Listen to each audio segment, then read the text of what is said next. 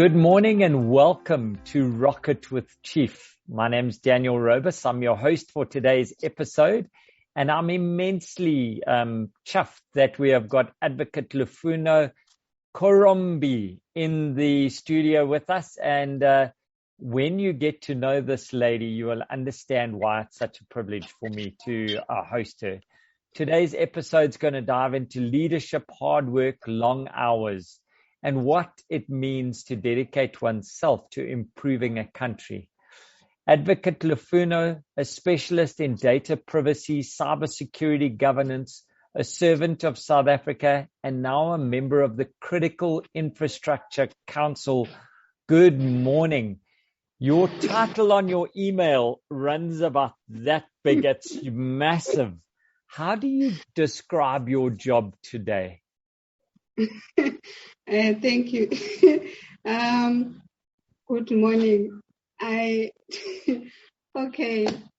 I can't be laughing, right? You can be laughing. It's a joyful day. It's a joyful day. Okay, what an introduction. My job is supposed to be simple. I do cyber law. So cyber law, I studied law and I did IT. Most of the things I learned on the job. And my master's, I decided I have to major in IT law. And I'm also doing my PhD in cybersecurity. Oh, So my job is a mixture of IT and the law. So I do more of the governance, risk and compliance. And the main purpose is to ensure that I assist companies, mostly the public sector, to create a compliant environment and to ensure that their cyber space is actually secured. So what I do is to provide solutions to entities that wants to create a cyber compliant and secured environment. And I hope that's short enough. No, that's perfect. That is perfect. You know, I've facilitated a number of roundtable sessions on cybersecurity, on cyber awareness, security awareness. You always seem to make time for us to share this information. It seems a passion for you. How do you get everything done with these many pulls on your time? What's your secret? Passion. I believe passion, one word, passion. That's it. And that really comes through. Yeah, it's really passion for my country. Like, even when I resigned as a public servant, my main aim was certain things are easier done from the outside. And I think you would have seen that South Africa is rated third, if it has not gone up the rank, in terms of countries that are vulnerable in terms of cyber attack. And yeah, it is because a whole lot is not being done, and more importantly, cybersecurity remains an afterthought. So passion drives me to do what I do and make time for what I believe.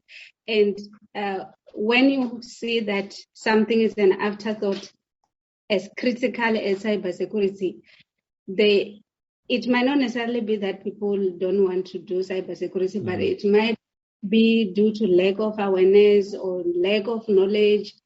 And there were other things like intellectual property. A lot of contracts that we sign as a country, as Africa, we don't necessarily understand what we are handing over.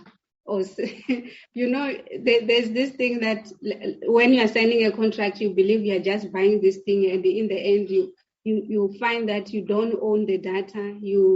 The contract that you signed, actually, you sold yourself. So those are the things that I felt when I'm on the outside, I'll be able to influence it from the outside, not just South Africa, but Africa-wide. And I guess I'm doing that because the few years that I have been running this consultancy, I have dedicated my time to awareness, because it's not necessarily easy to convince somebody to invest on something that they don't understand, they don't know. And I remember when I was attending my interview for the Critical Infrastructure Council, and afterwards, the chairperson and everyone in the room, because I was interviewed by, I think, 7 or 8 political parties. Wow. So they were like representatives of those political parties, I meant to say. So they were like, you came for an interview, but in actual fact, we feel like you have given us a workshop. So that 1 hour, they were able to understand more like, oh, so this is what cybersecurity is about. So it's passion that I have. So I made a note here, you removing naivety from our continent with regards to cybersecurity and the threats that are open to us. Yes. Okay. What is this critical infrastructure board before we dive back into yourself? What is this board from a South African perspective? Okay, this Critical Infrastructure Council is a council that it is meant to ensure the protection of critical infrastructure. As you know, that if we don't have the means of protecting our critical infrastructure, like I'll give you an example of when Transnet was attacked last year.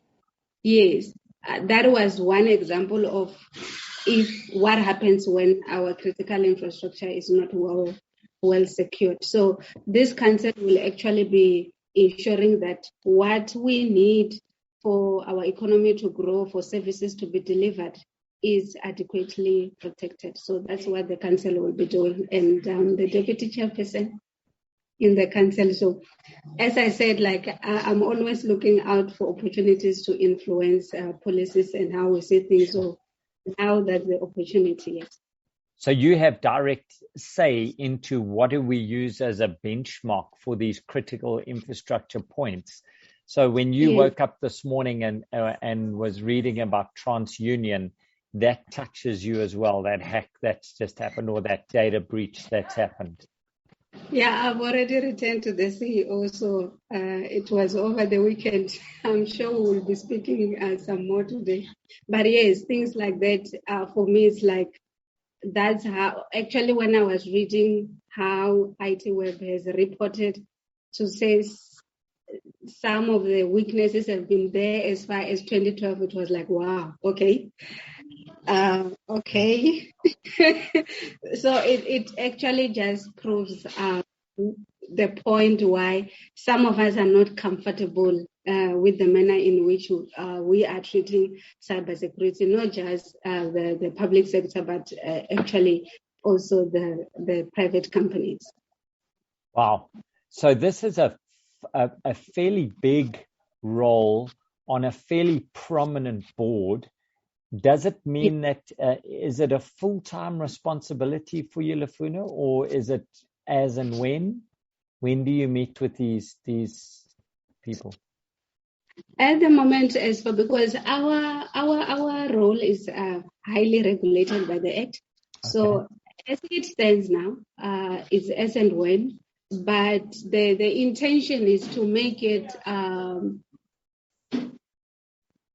to benchmark it with other international organizations that are doing similar things that we are doing here. Okay. And my vision is to have something like your information regulator, because as and when is not going to help us. No, we need a regular cadence, hey? Yes. So who is your benchmark?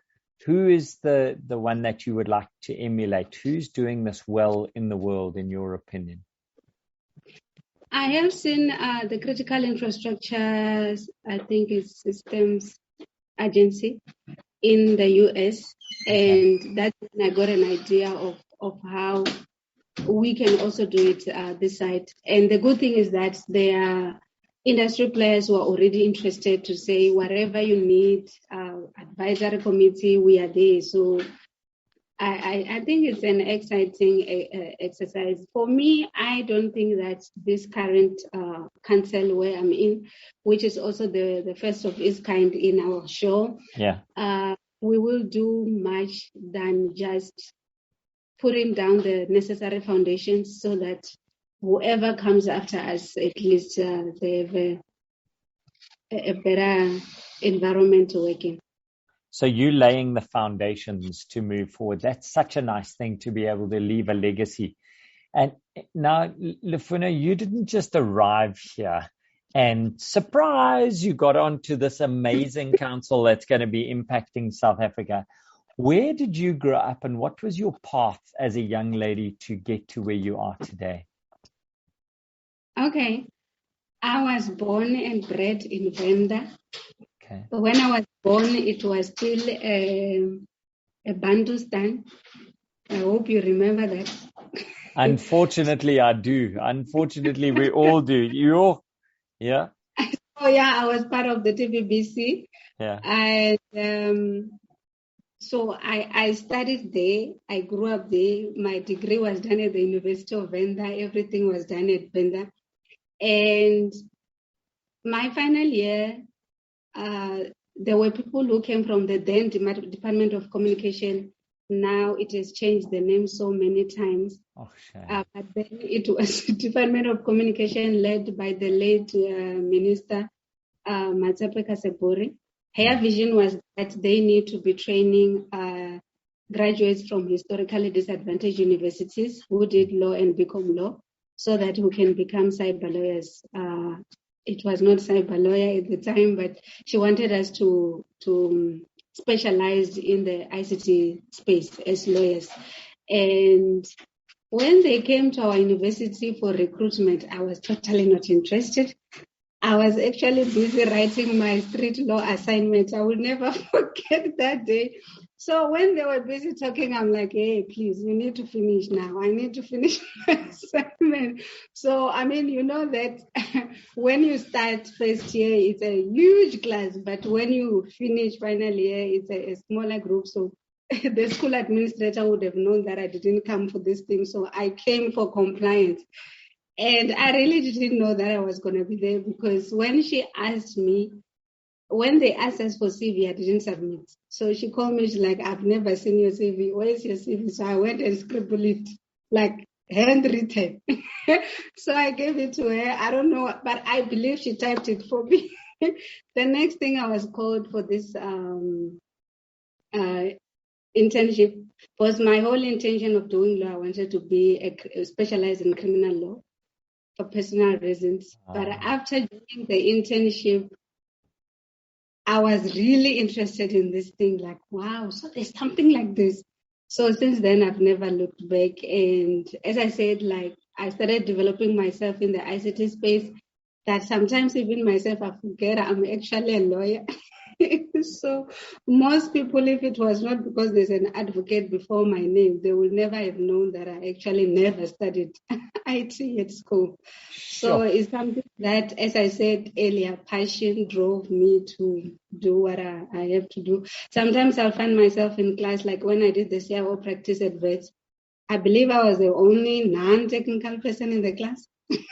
Everybody else was technical, but it is for me, I need to know what I'm doing, and you can't necessarily assist people when you actually don't understand their environment. So after that, I did information security as well.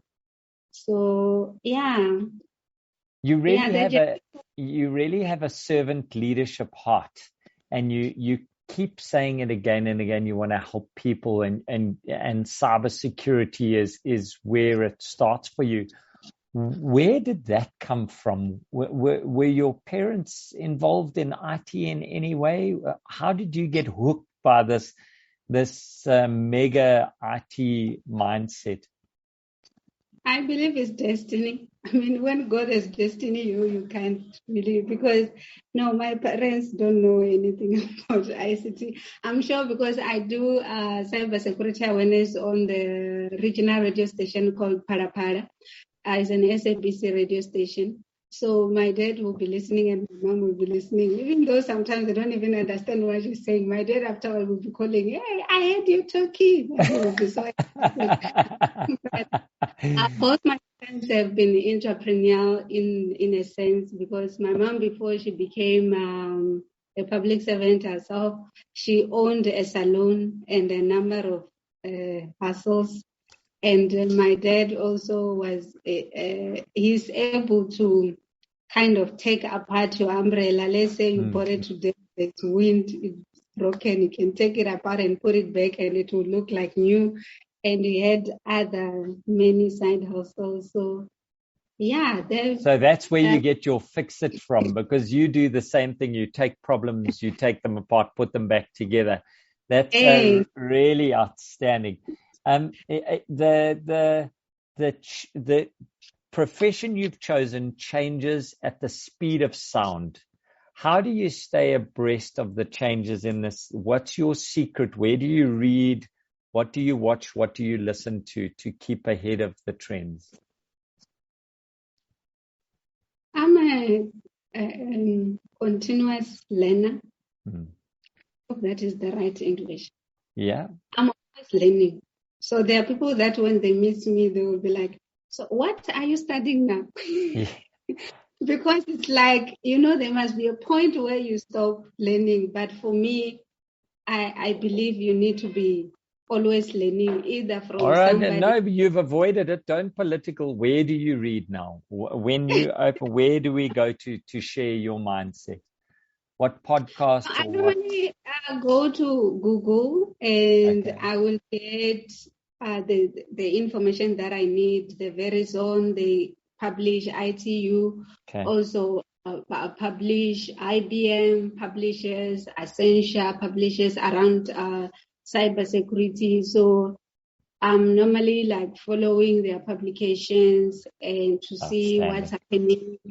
And every year there's someone who is publishing the state of cybersecurity, either in the world or in a certain part of the world. So you also look at that. Mindcast also do theirs on email.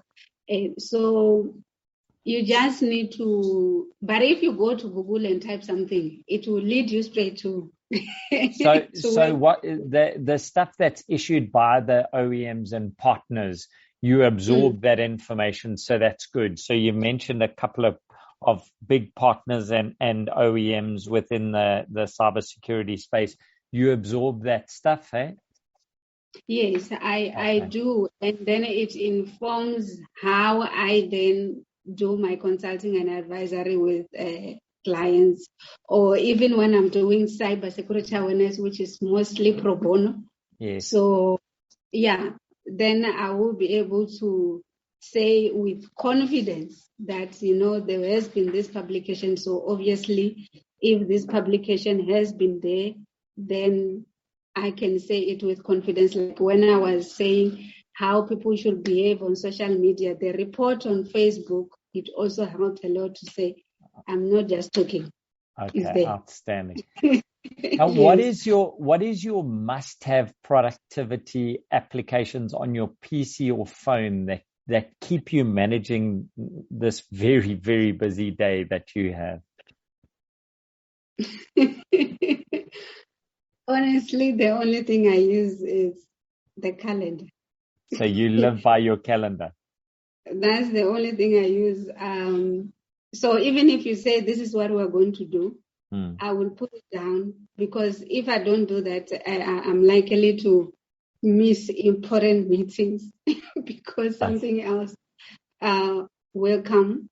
So yeah, I really, to manage everything that I do, I actually use the outstanding calendar. You, Lufuno, you clearly have a soft spot for young people. You're involved in a number of nonprofit organizations and volunteer organizations. Why is that so important to you?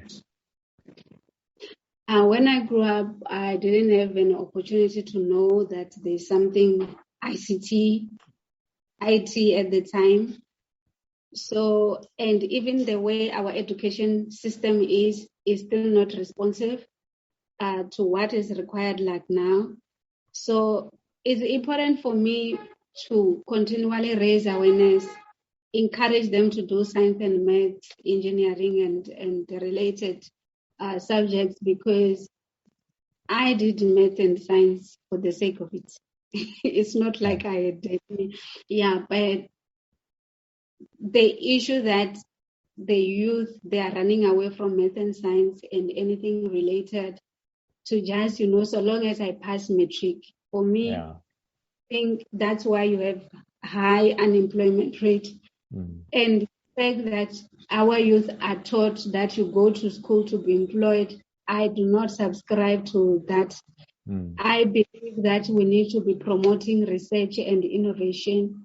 We need to be promoting grassroots. That's why I don't know if you have ever been in that webinar where I will be talking about how irrelevant, if I were to put it like that, the so-called innovation funds are, because I have my own innovations, cyber law solutions that I've created.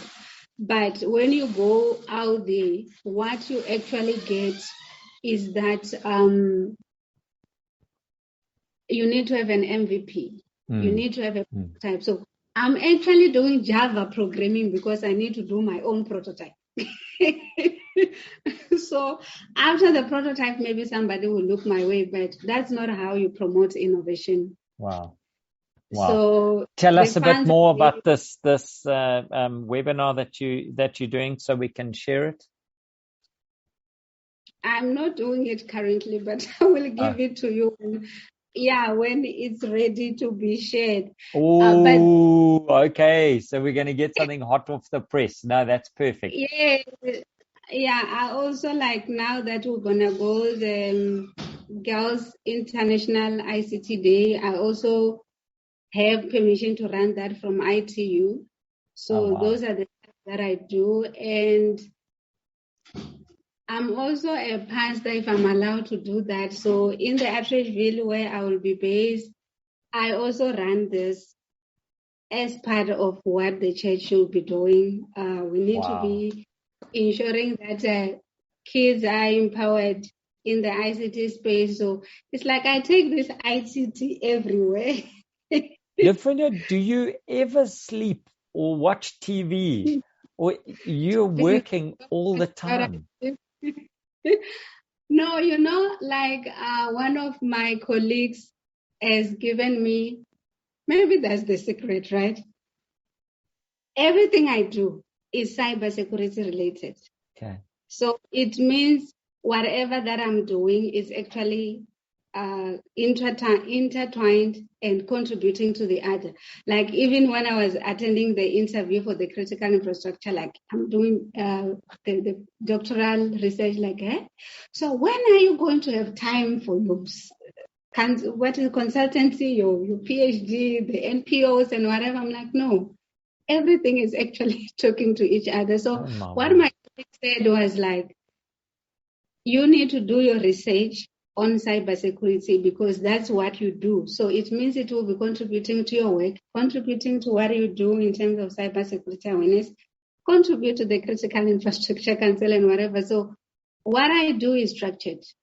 Wow. You get back to the calendar. You use that calendar extensively and you have a vision for where you're going. Now, it actually comes together. When I do it comes to what I do at Atteridgeville. Wow.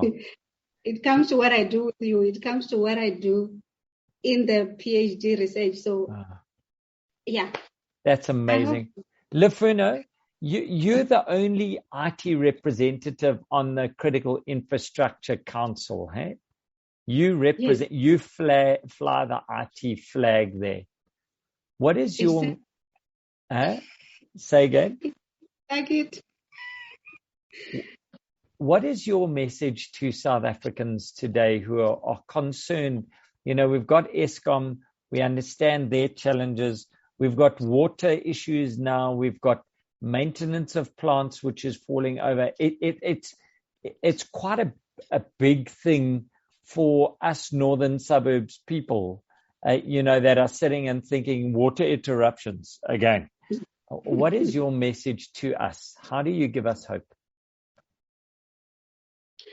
I listened to the president. I normally do listen to Sona's and budget speech, so I understand where their priorities are. And water is one of them. Electricity is one of them. So first and foremost is that whenever I see that from the political leadership, there is a movement on a certain area that is a problem for us, I am the kind that have been always motivated by how Tata Madiba lived his life, that if you want something to change, change must begin with you. So as South Africans, not just as Lufuno, we need to start.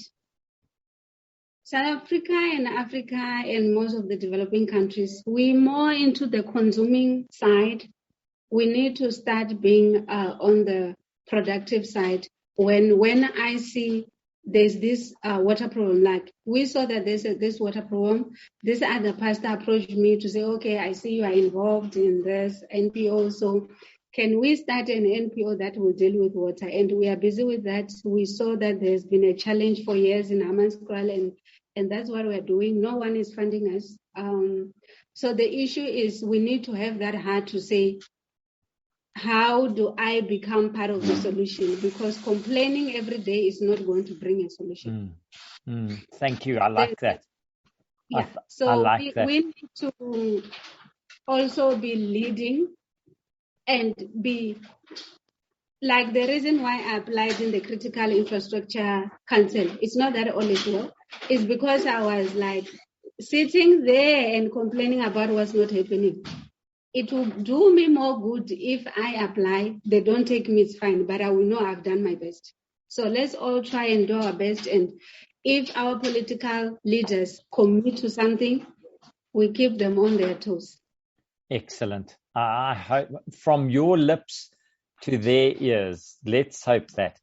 If you look at the next 6 months, what's the problem that you are working on that's the biggest problem yet?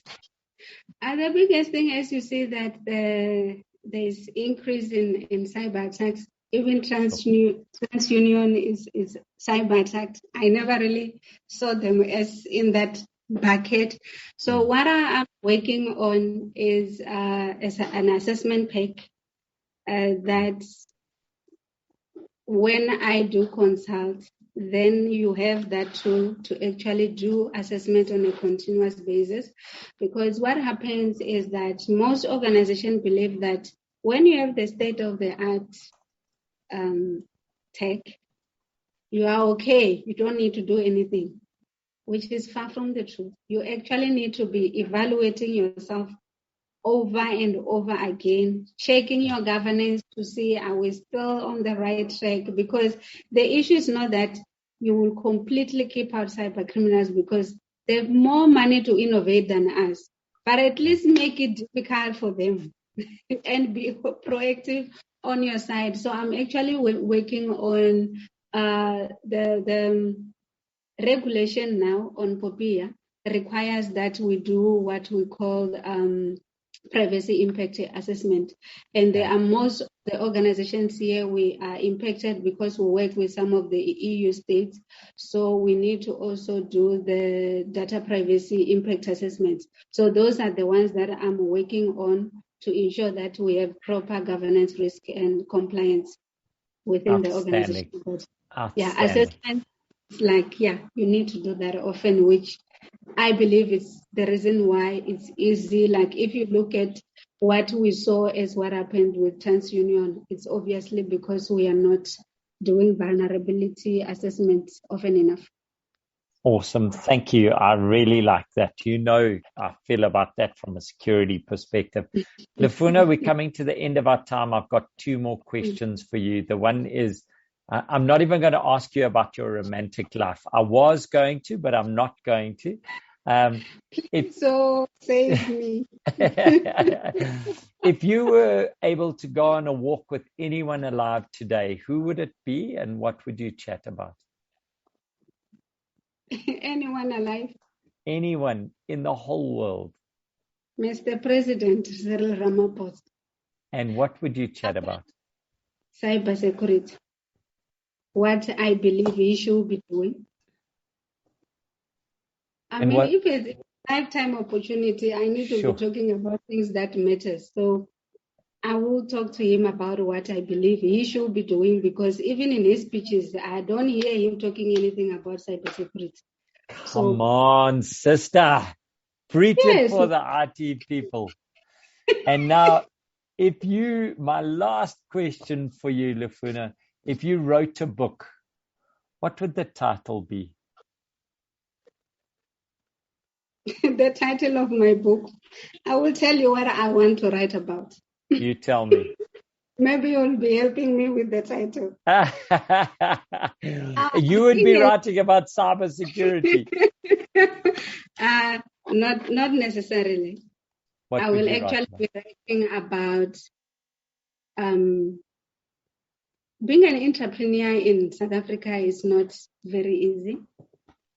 And there are many policies written on our behalf that I don't know if they are working for us or in our favor. Like now, I believe you know about the ruling in terms of the preferential act.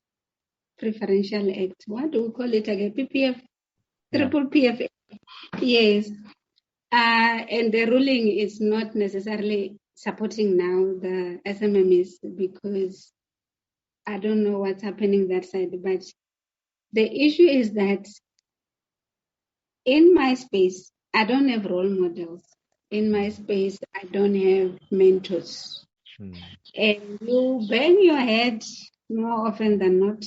And so I would actually want to do a dummies book to effective entrepreneurship, if that is even the title of a book.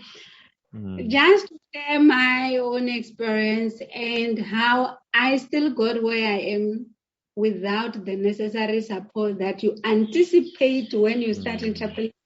Oh, in South Africa, they support entrepreneurs, and so excited, and you get there, it's like, oh my goodness. Am I sure I wanted to do this?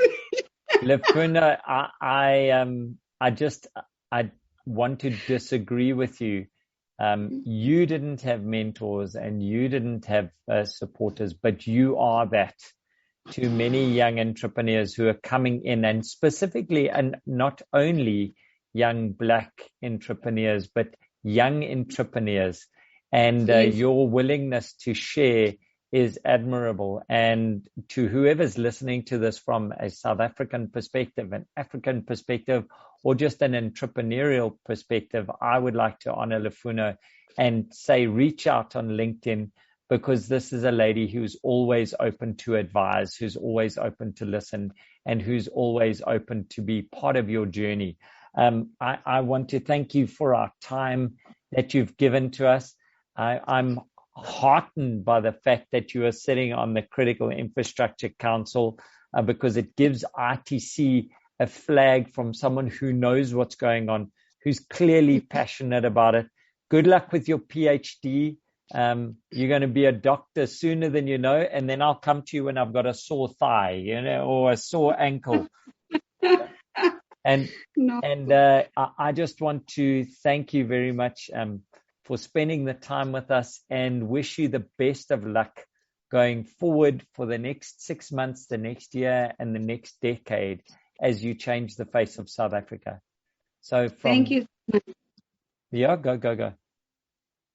No, I'm very thankful to be on this platform. It's an honor for me and a privilege to share. Yes. Well, I hope you have a wonderful short week. I hope it's filled with good meetings. And from me, Daniel Robus at the Rocket with Chief podcast, goodbye. Thank you. Bye.